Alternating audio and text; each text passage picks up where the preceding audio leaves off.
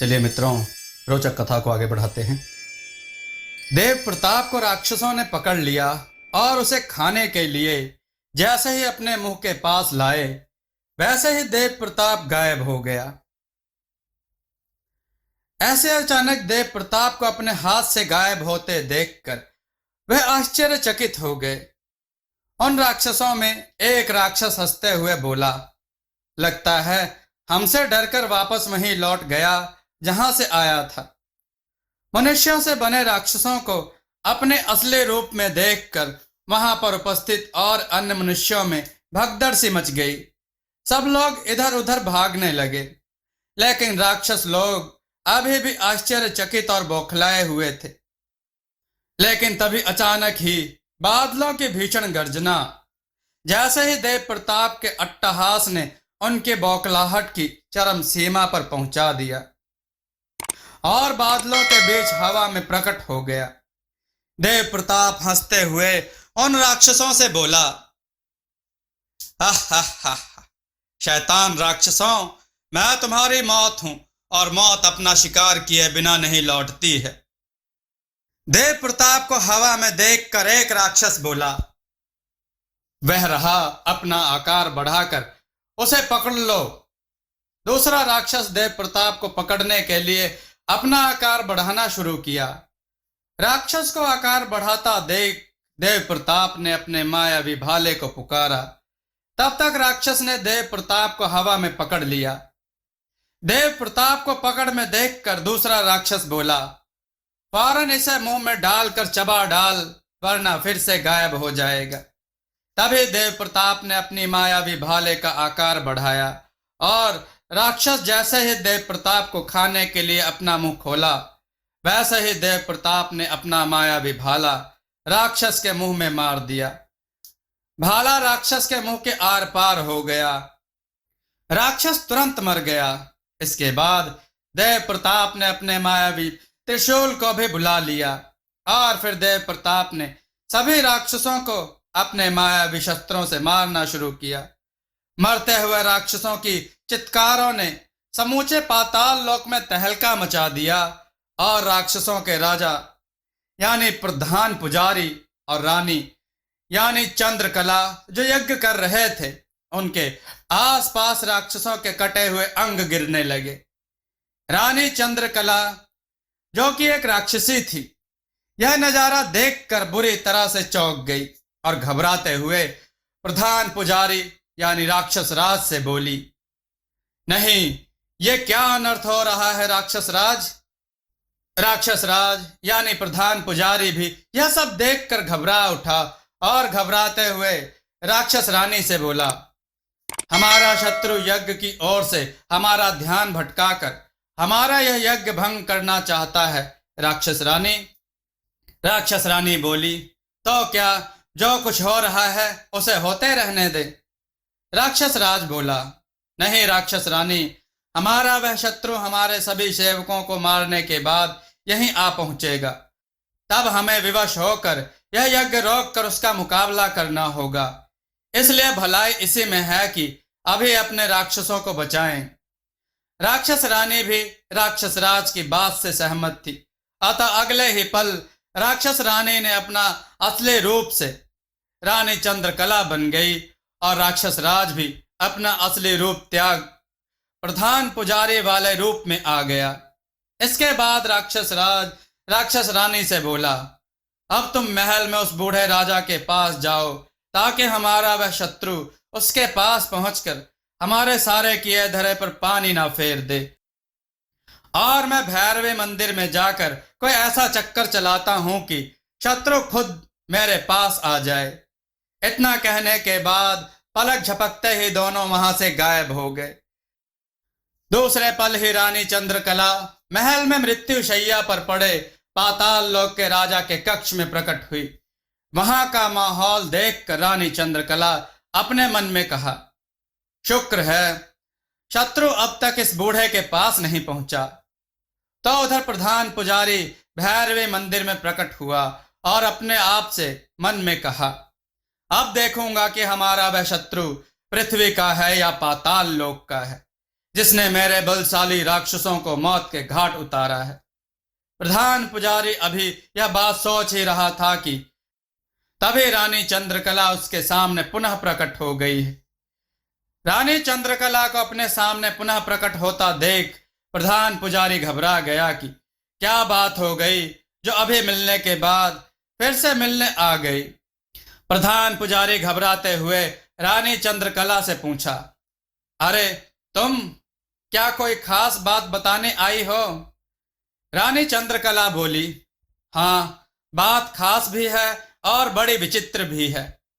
इसके बाद रानी चंद्रकला चिंतित स्वर में प्रधान पुजारी से कहा, हमारे एक गुप्तचर राक्षस ने बताया कि भैरवी जंगल के राक्षसों के साथ कोई बहुत भयानक दुर्घटना घटी है, जिनमें दर्जनों राक्षसों और दानव मायावी त्रिशूल और भाले से मारे गए हैं। उन पर किसी ने मायावी सम्मोहन कर दिया है।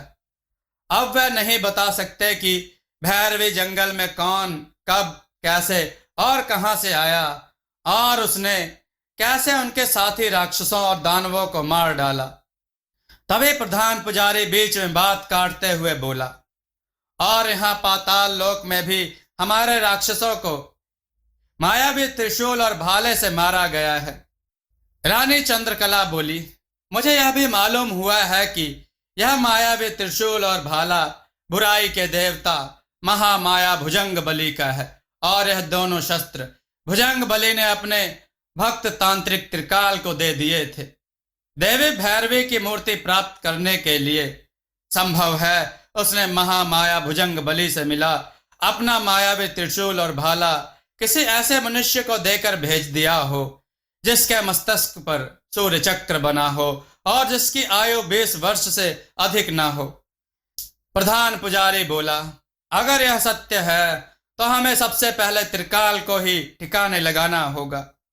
रानी चंद्रकला बोली, मेरा ख्याल है कि तुम पहले त्रिकाल से मिल लो और उसे समझा दो कि वह देवी भैरवी की मूर्ति प्राप्त करने का ख्याल छोड़कर अपने आदमी को वापस बुला ले।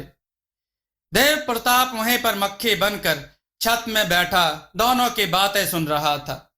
जब दोनों की बातें सुनी तब देव प्रताप परेशान हो गया और परेशान होते हुए अपने मन में कहा, अगर इसकी मुलाकात त्रिकाल से हो गई तो वह इसे बता देगा कि राजकुमारी अलकनंदा मेरे साथ मिलकर इनका षड्यंत्र विफल करने का प्रयास कर रही है। अगर ऐसा हो गया तो यह दोनों निश्चित ही राजकुमारी अलकनंदा से मायावी हीरा छीनकर उसे मार डालेंगे। इसलिए इसे त्रिकाल के पास जाने से रोकना होगा।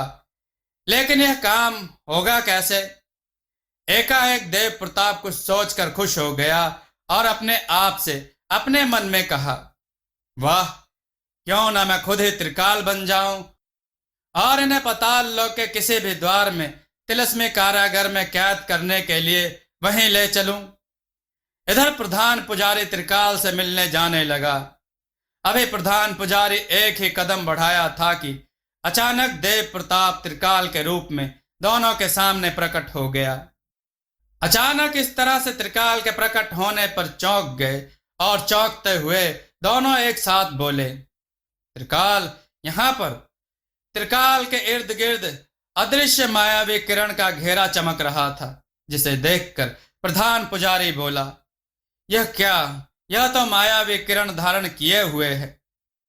त्रिकाल यानी देव प्रताप दोनों को चौंकते देखकर बोला, मेरे अदृश्य मायावी सुरक्षा चक्र को देखकर चौंको मत, क्योंकि यह मायावी सुरक्षा चक्र धारण नहीं है। यह मुझे दधि ऋषि की घोर शत्रु मीनाक्षी देवी ने दधि ऋषि के श्राप को बेअसर करने के लिए दिया है, और मीनाक्षी देवी ने ही मुझे बताया है कि देवी भैरवी की जिस मूर्ति को मैं प्राप्त करना चाहता हूं उसे राक्षस राज और राक्षस रानी भी प्राप्त करना चाहते हैं।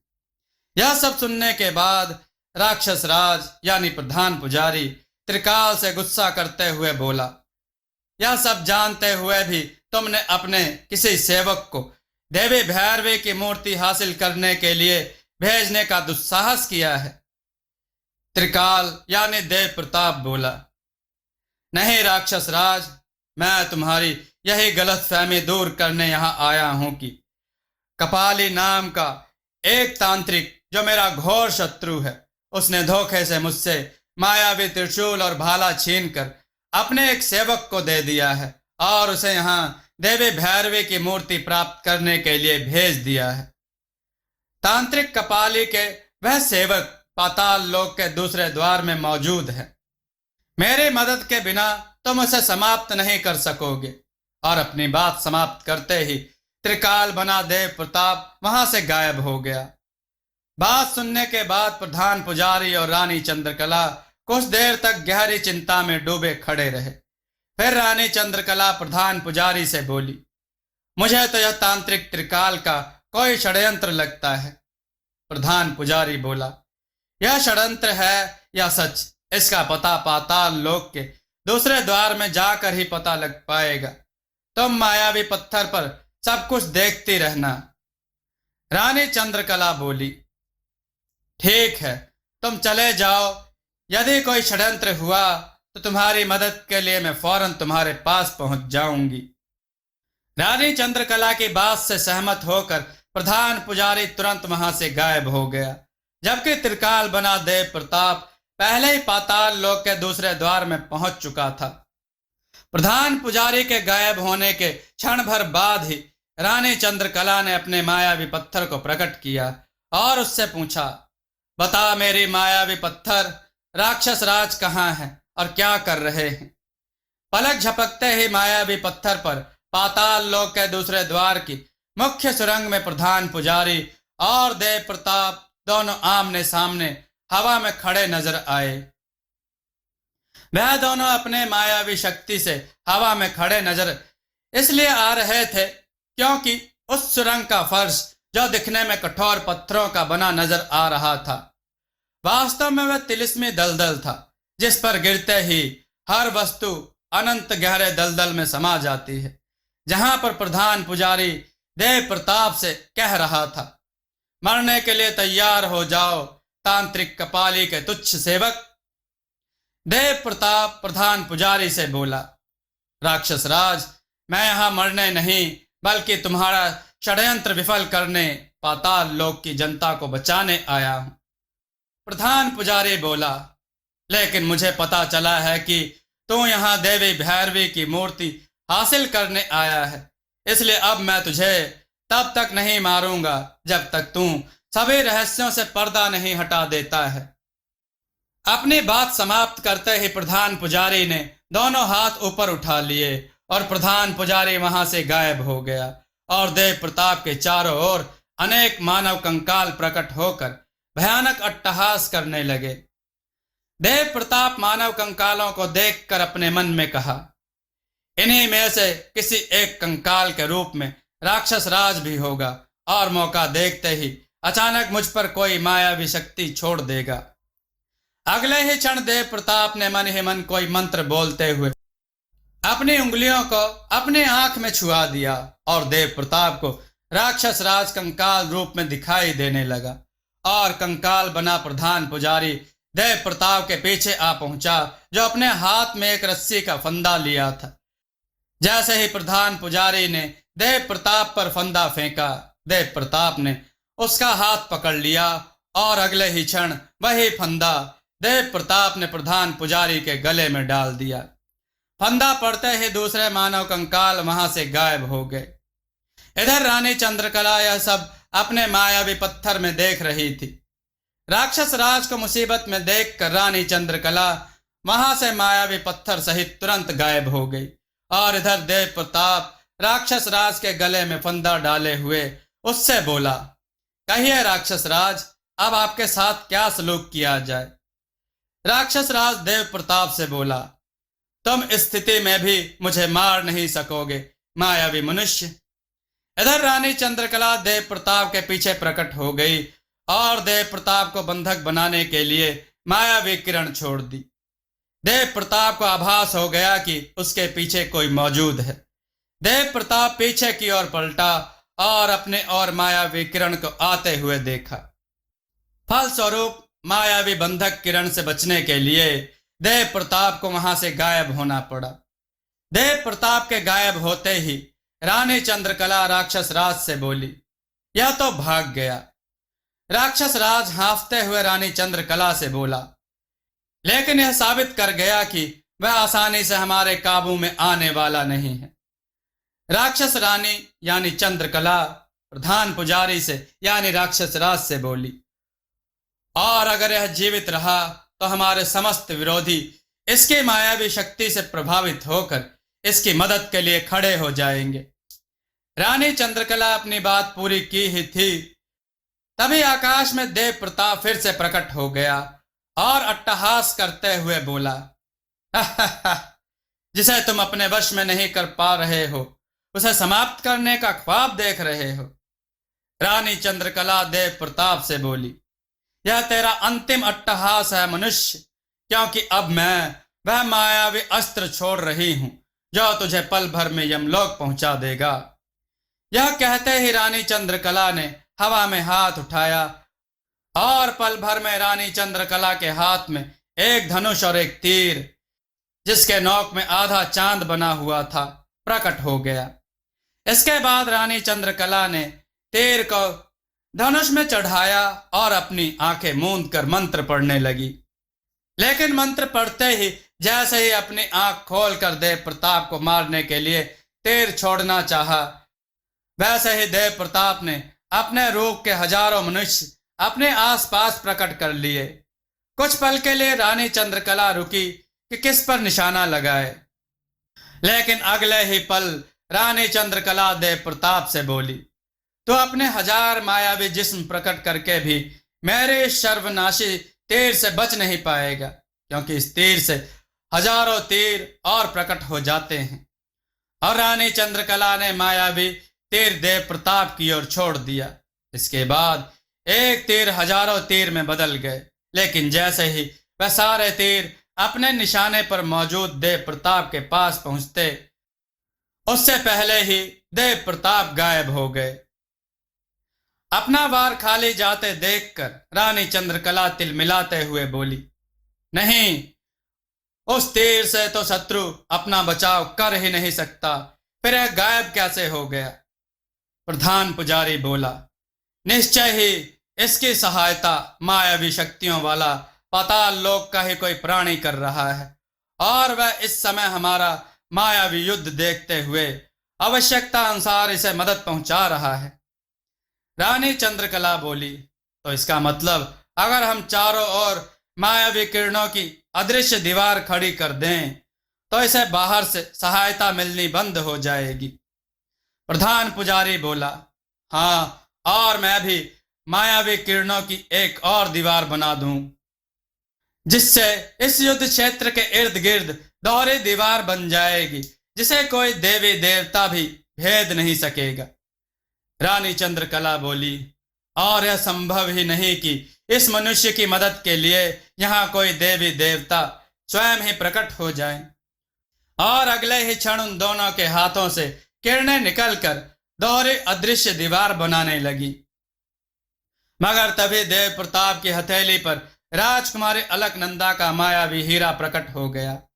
तभी राजकुमारी अलकनंदा की आवाज देव प्रताप को सुनाई दी, जो कह रही थी, इस मायावी हीरे के साथ मैं खुद भी यहाँ आ गई हूँ। देव प्रताप, और गौर से देखो, तुम्हारे सामने एक मक्खी उड़ रही है, वह मैं ही हूँ। राजकुमारी अलकनंदा, जो मक्खी के रूप में थी, वह देव प्रताप से बोली, देव प्रताप, अगर हम कोशिश करें तो इन शैतानी राक्षसों की जोड़ी को इसी तिलिस्मी महल के कारागार में कैद कर सकते हैं। इधर राक्षस रानी रानी चंद्रकला देव प्रताप से बोली, तुच्छ मनुष्य, देख, अब तो मायावी शक्ति की दोहरी अदृश्य दीवारों के बीच खड़ा है। देव प्रताप हंसते हुए बोला, लेकिन मूर्खों, जिस मायावी शक्ति को रोकने के लिए तुमने यह दोहरी मायावी दीवार बनाई है, वह शक्ति इस दीवार के बनने से पहले ही मेरे पास पहुंच गई है। यह देखो। इसके बाद देव प्रताप ने अपने हाथ में रखे हुए जादुई हीरा प्रधान पुजारी और रानी चंद्रकला को दिखा दिया। हीरा देखते ही दोनों बुरी तरह से चौंक गए और दोनों एक साथ चौंकते हुए बोले, यह हीरा तो देवी कपाली के मस्तिष्क का आभूषण है। फिर रानी चंद्रकला प्रधान पुजारी यानी राक्षस राज से धीरे से बोली, देवी भैरवी और देवी कपाली दोनों बहनें हैं और इन दोनों का सबसे बड़ा भक्त भैरवी मंदिर का वह प्रधान पुजारी था जिसे राक्षस लोक के मायावी कारागार में कैद करके तुम उसका रूप धारण करके पाताल लोक में दाखिल हुए हो। प्रधान पुजारी यानी राक्षस राज रानी चंद्रकला यानी राक्षसी से बोला, लेकिन यह कैसे संभव है कि राक्षस लोक के मायावी कारागार में कैद भैरवी मंदिर का वह असली प्रधान पुजारी इसकी मदद कर रहा है। इसके बाद रानी चंद्रकला देव प्रताप से चीखते हुए बोली, इस हीरे को पाकर अगर तुम यह समझने लगे हो कि तुम हम दोनों को अपने वश में कर लोगे तो भूल जाओ। देव प्रताप बोला, अभी मालूम हो जाता है कि भूल किसके समझने में है। इतना कहने के बाद देव प्रताप ने अपना हीरा ऊपर उठाया और इस हीरे की शक्ति से देव प्रताप के हाथ में एक मायावी अस्त्र यानी फरसा उसके हाथ में प्रकट हो गया।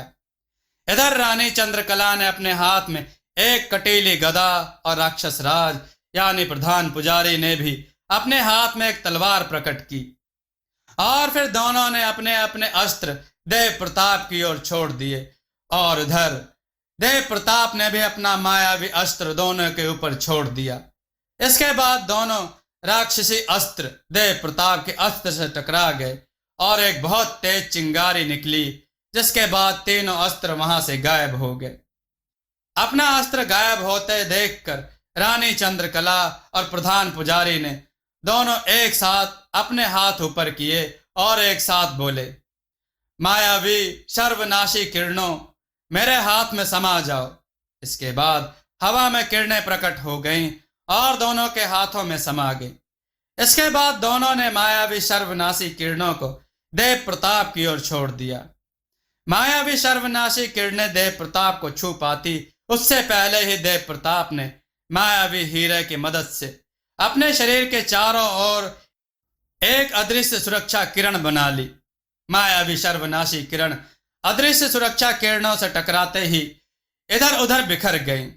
रानी चंद्रकला और प्रधान पुजारी अपना सबसे मजबूत वार खाली जाते देख बौखला गए और तभी देव प्रताप ने अपने हाथ से अदृश्य किरणें दोनों की ओर छोड़ दी, जिसे दोनों देख ही नहीं पा रहे थे और दोनों को कुछ समझने से पहले ही दोनों मायावी अदृश्य किरणों में बंध गए। रानी चंद्रकला और प्रधान पुजारी अदृश्य किरणों से छूटने के लिए छटपटाने लगे, लेकिन अपने आप को छुड़ा नहीं पाए। रानी चंद्रकला हड़बड़ाते हुए बोली, मेरी मायावी शक्ति इस बंधन को हटा नहीं पा रही है, हम पराजित हो गए। प्रधान पुजारी भी हड़बड़ाते हुए बोला, असंभव, यह कैसे हो गया? आखिर हमारी शक्तियां काम क्यों नहीं कर रही हैं? तभी मक्खी बनी राजकुमारी अलकनंदा स्वयं को अपने असली रूप में प्रकट कर दिया। अपने सामने राजकुमारी अलकनंदा को अचानक देखकर रानी चंद्रकला और प्रधान पुजारी चौंक गए और चौंकते हुए रानी चंद्रकला बोली, राजकुमारी अलकनंदा, तुम तिलिस्मी कारागार से कैसे मुक्त हो गई? राजकुमारी अलकनंदा रानी चंद्रकला से बोली, मायावी हीरे की मदद से। रानी चंद्रकला बोली, तो तुम इस मायावी मानव की मदद कर रही थी? राजकुमारी अलकनंदा देव प्रताप से बोली, देव प्रताप, इन्हें तिलिस्मी कारागार में ले जाकर कैद कर दो। फिर जब इनके बाकी सभी राक्षस साथी भी हमारे बस में आ जाएंगे तब इन्हें महाराज के सामने पेश कर देंगे। इधर इसी बीच अपनी गुफा में बैठा त्रिकाल, जो कि दधि ऋषि के श्राप के मुक्त होने के लिए अपने देवता भुजंग बली को जगा रहा था। अचानक देवता भुजंग बली की मूर्ति बीच में से दो भागों में अलग होकर गिर पड़ी और वहीं पर सजीव रूप में बुराई के देवता खुद भुजंग बली प्रकट हो गए। त्रिकाल भौचक्का होकर अपने देवता को देख रहा था। उसे विश्वास ही नहीं हो रहा था कि देवता स्वयं प्रकट हो गए। मित्रों, कथा का यह भाग आपको कैसा लगा कमेंट में जरूर बताइएगा और कमेंट में अगला भाग सुनने के लिए अवश्य लिखिएगा। दोस्तों, आपको यह कथा कैसी लगी अपने विचार और सुझाव कमेंट में जरूर दें। हमारी कथाओं को लाइक करें, हमारे चैनल को सब्सक्राइब करना न भूलें। हमारी कथाओं को शेयर जरूर करें जिससे लोगों को अच्छा ज्ञान प्राप्त हो। जय श्री राम भक्तों।